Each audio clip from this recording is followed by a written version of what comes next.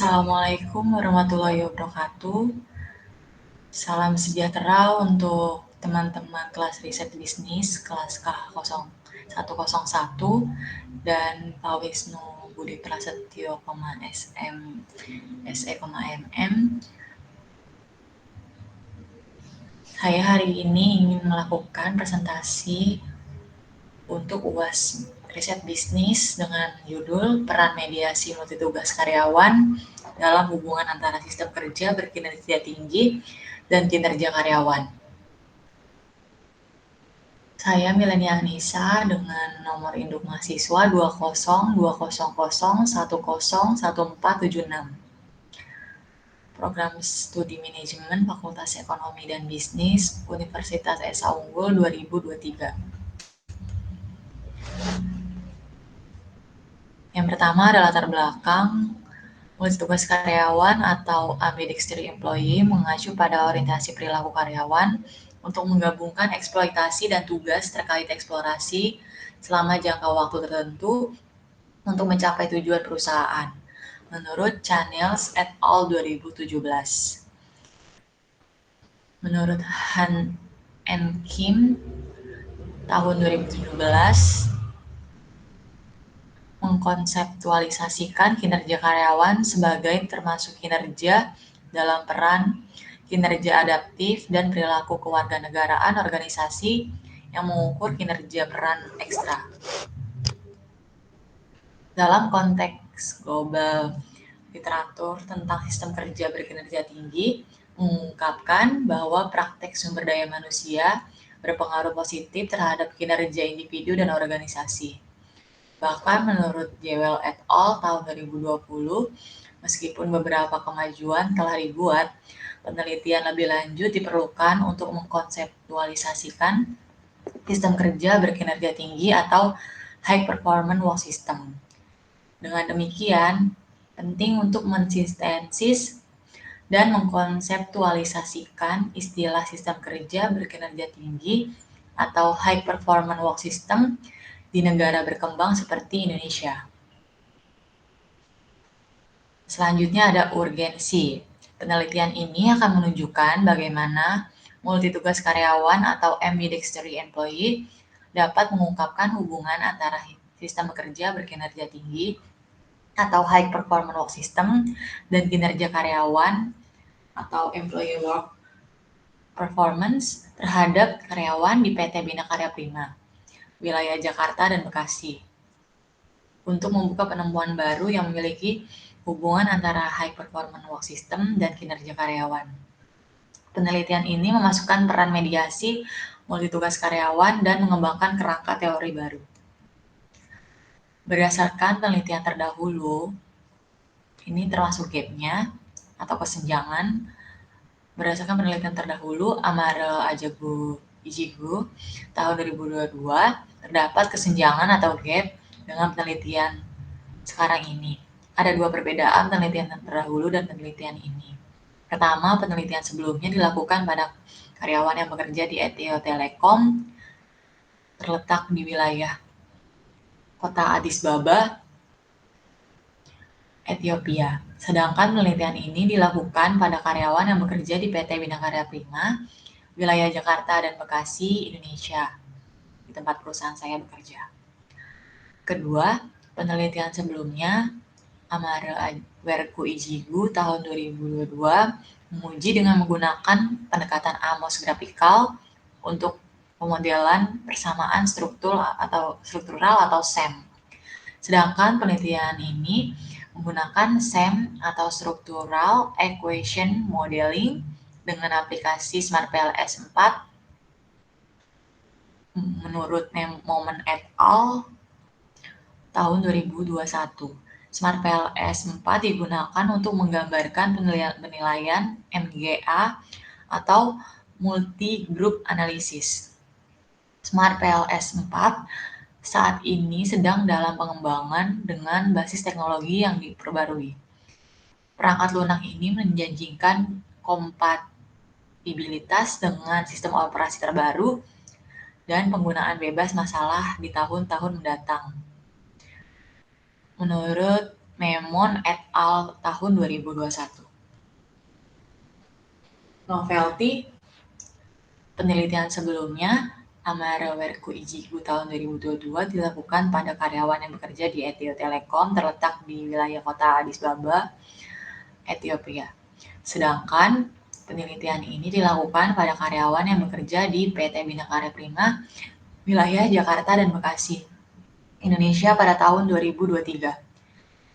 Ada tujuan penelitian selanjutnya. Tujuan dari penelitian ini adalah untuk menyelidiki efek mediasi dari multitugas karyawan dalam hubungan antara sistem kerja berkinerja tinggi dan kinerja karyawan. Penelitian ini menggunakan penyebaran kuesioner melalui Google Form terhadap karyawan di PT Bina Karya Prima, wilayah Jakarta dan Bekasi. Tinjauan pustaka. Yang pertama ada variabel sistem kerja berkinerja tinggi atau high performance work system. Sistem kerja berkinerja tinggi atau high performance work system mengacu pada sistem praktik SDM yang dirancang untuk meningkatkan keterampilan, komitmen, dan produktivitas karyawan sedemikian rupa cara karyawan menjadi sumber keunggulan kompetitif yang berkelanjutan. Sistem kerja berkinerja tinggi atau high performance work system dapat memberikan kontribusi dramatis bagi pencapaian tujuan, efektivitas, dan kesuksesan organisasi. High performance work system terdiri dari sumber daya manusia atau SDM yang saling terkait, seperti kepegawaian, manajemen kinerja, dan retensi modal intelektual, menurut Lee et al. Tahun 2019. Yang kedua ada variabel kinerja karyawan atau employee work performance. Kinerja karyawan adalah konsep multi-komponen dan pada tingkat mendasar seseorang dapat membedakan aspek proses kinerja, yaitu keterlibatan perilaku dari hasil yang diharapkan. Menurut Pradhan dan Jena tahun 2017, perilaku di sini menunjukkan tindakan yang ditunjukkan seseorang untuk menyelesaikan suatu pekerjaan, sedangkan aspek hasil menyatakan konsekuensi dari perilaku kerja individu. Yang ketiga ada multitugas karyawan atau employee ambidexterity.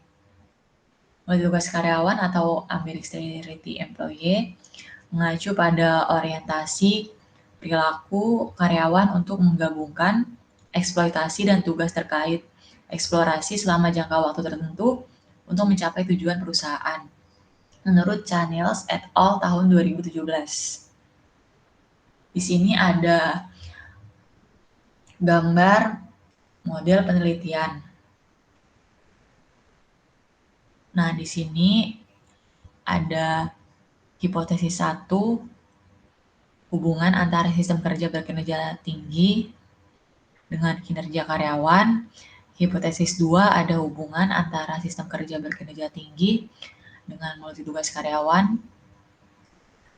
Hipotesis 3 ada peran mediasi, ada hubungan antara multitugas karyawan dengan kinerja karyawan.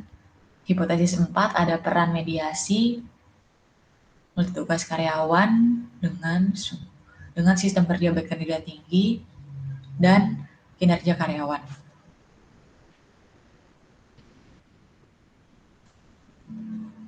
Hubungan antar variabelnya tadi saya sudah jelaskan. Hipotesis 1, sistem kerja berkinerja tinggi berpengaruh positif terhadap kinerja karyawan.